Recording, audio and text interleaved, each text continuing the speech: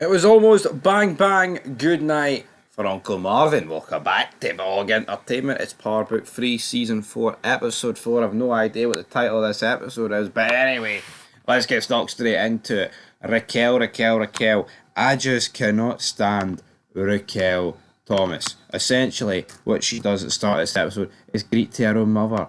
Oh, you made it all about you. It's like, yo, because that's what she thinks, right? Just revealed she's got cancer, and Mikhail makes it all about her.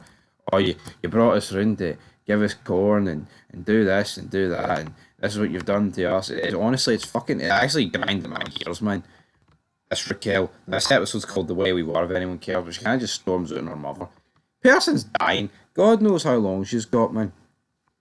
And Raquel here is just sitting, talking absolute garbage. Left, right, and fucking centre.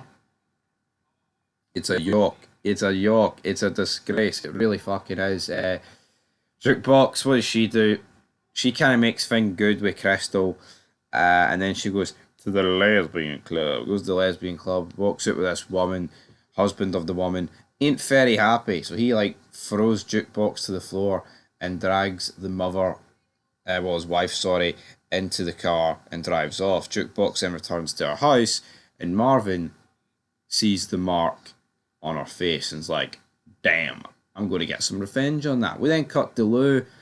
Honestly, man, the Lou stuff in this Power Book 3, it's like all he does is meet with people in the music business. Like that guy, he got out of jail.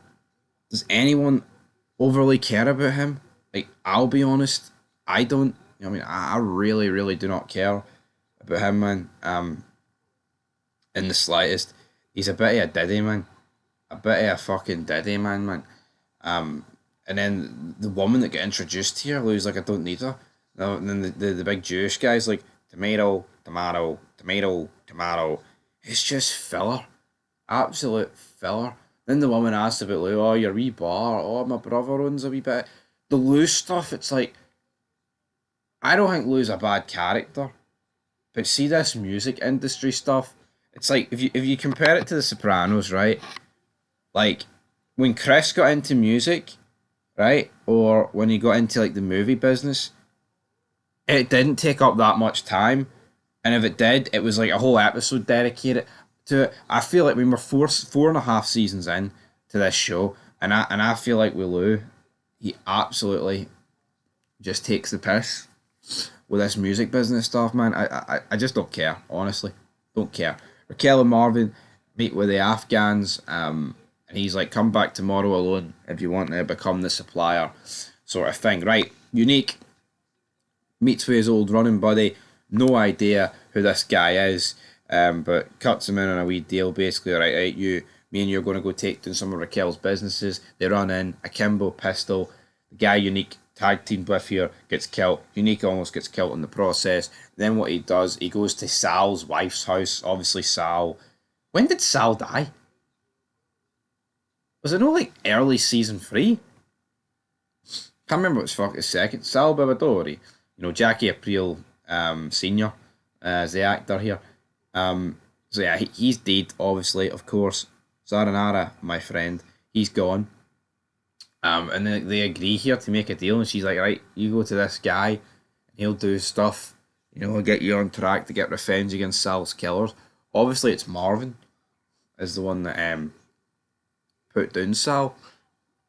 But at the same time, I don't know, man. At the same time, it's just like, right, look at Sal. Look how weak he got made to look here, but the way he got killed at that, like, his grandson's christening. If you compare it to The Sopranos, it's like Sal is literally in Tony's seat. How funny is it that Sal is Jackie Aprile Senior, who was literally sitting in the top mob seat in New Jersey, North Jersey. Anyway, ridiculous. Marvin, right? Is that pretty much this episode? It's not a lot. Yeah, like they find out that the Chinese have been attacked. Oh, there's one guy on the run. Obviously, it's Unique. What's Unique's next move? I'm not too sure. Raquel then meets with the Afghans, and the police are like there, and she's like, "Oh, nothing to do with me." And the guy's like, "Oh, you say none of this is to do with you, but you always seem to get stuck in it," sort of thing. Marvin ends the episode. He pulls up at the guy's house. Jukebox is like, right, you're not taking the gun in. Marvin's like, fine, I won't kill him, sort of thing. He goes in.